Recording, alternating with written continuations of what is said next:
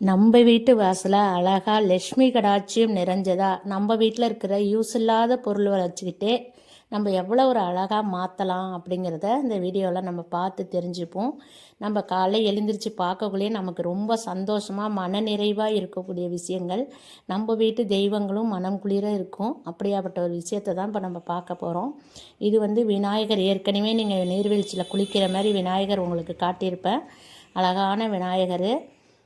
இப்போ அடுத்தபடியாக நம்ம வீட்டு துளசி மாடத்தை பார்ப்போம் பிள்ளைங்களா. அதை கீழேயே எடுத்து வச்சுட்டேன். ஏன்னா வெயில் கொஞ்சம் அந்த இடத்துல நல்லா வருது. அதுபோது கூடவே நம்ம 2 தொட்டியில் வச்சு நான் வெத்தலை கொடி வளர்த்துக்கிட்டு இருக்கேன். அந்த வெத்தலை கொடியோட தொட்டியும் நம்மளே தான் செஞ்சோம். ரொம்ப எளிமையான பொருளில் தான் நான் இதெல்லாம் செஞ்சுருக்கிறேன். அழகாக அந்த வெத்தலை கொடியும் அந்த நேராக மேலே ஏற்றி விடுற மாதிரி ஒரு கொடி கட்டி வச்சுட்டேன். ரொம்ப அழகாக வளர ஆரம்பிச்சிட்டு சாயங்கால நேரத்தில் விளக்கு ஏற்றி வச்சுட்டு அதுக்கும் இந்த மஞ்சள் குங்குமம் வச்சு எல்லாத்தையுமே நம்ம ரெடி பண்ணி வச்சாச்சு பிள்ளைங்களா. விநாயகரை வரவேற்க நம்ம தயாராக ஆகிட்டுருக்கோம்.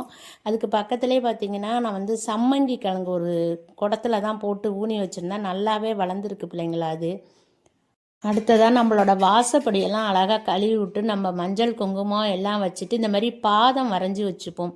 இங்கே நான் ஒரு தொட்டியில் மணி பிளான்ட் வச்சுருக்கேன் இல்லைங்களா. நல்லா கிடுகிடுன்னு வளர்ந்து ஒசக்க நேராக பந்தல் மாதிரி சைடில் போட்டிருக்கேன், போய்கிட்டே இருக்குது. இங்கே கோலத்துக்கு நடுவில் பார்த்திங்கன்னா நான் செஞ்ச தாமரை தொட்டி தான், நம்ம வரலட்சுமி நோம்பப்போ வச்சுருந்தோம் இல்லையா, அந்த தாமரை தொட்டி தான் நான் இதை வச்சுருக்கிறேன். அதுக்கு நடுவில் ஒரே ஒரு பூ மட்டும் வச்சுருக்கேன் பிள்ளைங்க. இங்கே மயில் கோலம், இங்கே மஞ்சள் தடவிட்டு ஒரு மயில் வச்சு அதில் தீபம், நிலப்படிக்கு அதில் தீபம் 2 பக்கமும் 2 மயில் தான் நான் போட்டிருக்கிறேன். இந்த தொட்டி இந்த கோலத்துக்கு நடுவில் இருக்கவுல ரொம்பவே அழகாக இருந்துச்சு பிள்ளைங்களா பார்க்க. இந்த மயில் வாகனம் கூட சின்ன தொட்டி தான் ஃபஸ்ட்டு செஞ்சேன். அதுக்கப்புறம் சரி சும்மா தலை வச்சு வாத்து மாதிரி பண்ணிக்கலான்ட்டு அப்புறம் என் பேர பிள்ளைங்க பார்த்துட்டு மயில் மாதிரி இருக்குதுன்னு சொன்னோன்னே அப்புறம் மயில் தோகையெல்லாம் ரெடி பண்ணி நானே வச்சுட்டேன். அது பாருங்கள், இந்த முருகர் நம்ம வீட்டில் இருக்க முருகர் ஏற்கனவே உங்களுக்கு தெரியும். இதில் சைடில் பார்த்தீங்கன்னா 3 பக்கம் 3 ஓஸ் செட் பண்ணியிருக்கேன். அதனால் 3 பக்கமே தண்ணி வலியுது பாருங்களேன் அந்த குளத்துக்குள்ளார. இதை சரவணை பொய் போல் நம்ம ரெடி பண்ணணுங்கிறதுக்காக நான் ஒரு சிமெண்டில் தான் பிள்ளைங்களா தொட்டி மாதிரி வாங்கிக்கிட்டேன். அது கீழே ஒரு ஸ்டூலும் அதே கலரு நமக்கு கிடச்சிது.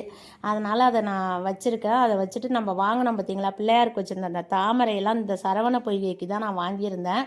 அதை சுற்றி நம்ம அந்த தண்ணிக்குள்ளே அந்த தாமரை பூக்கள் எல்லாம் விட்டுட்டு நம்ம அப்படி மனசுக்கு கற்பனையாக தான் அந்த செட் பண்ணி வச்சேன். முருகர் ஒரு பீங்கானில் வாங்கலாம் அப்படின்னு, அதனால தான் இவ்வளோ நாள் நான் அதை ரெடி பண்ணாமல் இருந்தேன். அது பீங்கானில் உட்கார்றதுக்காக அந்த மயிலுக்கு நடுவில் நான் ஒரு சின்னதாக சிமெண்ட்லேயே தாமரை போல் செஞ்சுருக்கிறேன். அதில் உட்கார வச்சு அபிஷேகம் பண்ணிடுவோம் அப்படின்னு பார்க்கக்குள்ள கார்த்திகை வந்துருச்சு. சரி ரைட்டு, நம்ம இருக்கிற முருகரையே நம்ம வச்சு அபிஷேகம் பண்ணிவிடுவோம், பிறகு வாங்கினதுக்கப்புறம் பார்த்துக்கலாம் அப்படின்னு சொல்லிட்டு தான் டக்குன்னு நம்ம வீட்டில் இருக்கிற முருகரையே அந்த பூவுக்கு நடுவில் நிற்க வச்சு சரி பாதத்தையாவது அபிஷேகம் பண்ணிப்போம் இப்போதைக்கு, பிறகு வேறு சிலை வாங்கினதுக்கப்புறம் தலையிலேருந்து அபிஷேகம் ஆகிற மாதிரி நம்ம செட் பண்ணலாம். இந்த நீர்த்துளிகள் உழுற சத்தம் பார்த்திங்கன்னா நம்ம வீட்டுக்கு ஒரு நல்ல வைப்ரேஷனை கொடுக்கும் பிள்ளைங்களா. அதோடு இல்லாமல் முருகரோட விநாயகரோட ஆசீர்வாதமும் நமக்கு கிடைக்கும். நீங்களும் முயற்சி பண்ணி பாருங்கள் பிள்ளைங்களா. யாருக்கெல்லாம் இது பிடிச்சிருக்கு அப்படின்னு எனக்கு ஒரு நல்ல கமெண்ட் கொடுங்க பிள்ளைங்களா. நன்றி. நான் உங்கள் சக்தி உமா.